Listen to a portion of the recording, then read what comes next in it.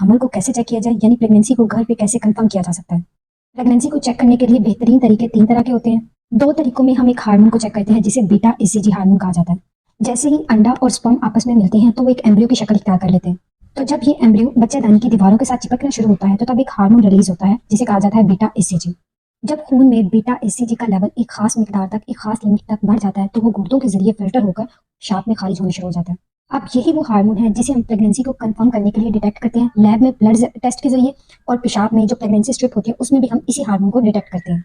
सबसे अर्लीस्ट तरीका प्रेगनेंसी को कंफर्म करने के लिए जो होता है वो है ब्लड में बीटा एसीजी के लेवल को चेक करना, क्योंकि यूरिन में हार्मोन का लेवल उस वक्त ही डिटेक्ट होता है जब एक पीक लेवल में बॉडी में ये बढ़ जाता है, तब वो पेशाब में खारिज होना शुरू होता है। उससे पहले प्रेगनेंसी को कंफर्म करने के लिए ब्लड में बीटा एसीजी का लेवल चेक किया जा सकता है। तो वो लोग जो अपनी प्रेगनेंसी को जल्द से जल्द कंफर्म करवाना चाहते हैं कि वो प्रेग्नेंट है या नहीं, तो वो अपने साइकिल से यानी पीरियड्स आने से 3 दिन पहले, अगर उनका साइकिल रेगुलर है तो वो अपना ब्लड में बीटा एसीजी का लेवल करवा के चेक कर सकते हैं कि वो प्रेग्नेंट है या नहीं। और अगर यही हार्मोन का लेवल अगर आप यूरिन में चेक करना चाहते हैं तो पीरियड मिस होने के नेक्स्ट डे ये हार्मोन का लेवल यूरिन में डिटेक्ट होना शुरू हो जाता है, जो कंफर्म कर देता है प्रेगनेंसी है या नहीं। ऐसा सिर्फ उस केस में ही मुमकिन है अगर आपका साइकिल रेगुलर है, लेकिन अगर आपका साइकिल 30 दिन से ज्यादा है या रेगुलर साइकिल नहीं है तो उस केस में आपको ये टेस्ट मल्टीपल टाइम पिक करना पड़ सकता है। यूरिन टेस्ट करते वक्त मोस्टली लोग क्या गलती करते हैं कि रैंडम यूरिन के अंदर प्रेगनेंसी जो स्ट्रिप टेस्ट होता है उसको करते हैं। इसका बेहतरीन तरीका यह है कि जो पूरी रात का यूरिन इकट्ठा होता है उसको अर्ली मॉर्निंग में, यानी जो सारी रात का बीटा एसीजी का लेवल फिल्टर होकर यूरिन में आया होता है उसको डिटेक्ट करना स्ट्रिप के लिए बहुत ज्यादा ईजी होता है as compare to random urine के। हर प्रेगनेंसी स्ट्रिप की सेंसिटिविटी डिफरेंट होती है। प्रेगनेंसी स्ट्रिप को टेस्ट करने के लिए जहाँ पे एरो का निशान बना होता है वहां से आपने डिप करना है। डिप करने के बाद कम से कम 5 सेकंड तक आप उसको यूरिन में रखें। बाद में बाहर निकाल कर आप देखें, उसमें अगर 2 लाइनें बन जाती हैं तो इसका मतलब ये है कि आप प्रेग्नेंट हैं।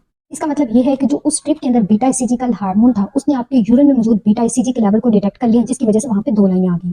अगर स्ट्रिप में एक लाइन आती है तो इसका मतलब ये है कि जो स्ट्रिप के अंदर बीटा एसीजी का हार्मोन था वो पॉजिटिव है, लेकिन पेशाब के अंदर बीटा एसीजी का लेवल नहीं है। इसका मतलब ये हुआ कि वो प्रेगनेंसी नहीं है। तीसरी चीज ये हो सकती है कि कोई भी लाइन है, इसका मतलब ये है कि वो स्ट्रिप ही खराब है, स्ट्रिप के अंदर अपना बीटा एसीजी का लेवल ही मौजूद नहीं है।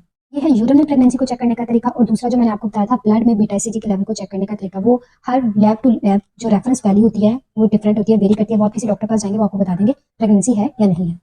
तीसरा तरीका है अल्ट्रासाउंड। जब बच्चेदानी के अंदर बन जाता है तो बच्चेदानी की यानी एम्ब्रियो क्या करता है, बच्चेदानी की दीवार के साथ जब चिपकना शुरू होता है तो वो एक होल बना लेता है जिसे कहा जाता है जेस्टेशनल सैक। फिर अल्ट्रासाउंड में हम ये चीज देखते हैं कि बच्चेदानी के अंदर कोई सैक नजर आ रहा है या नहीं।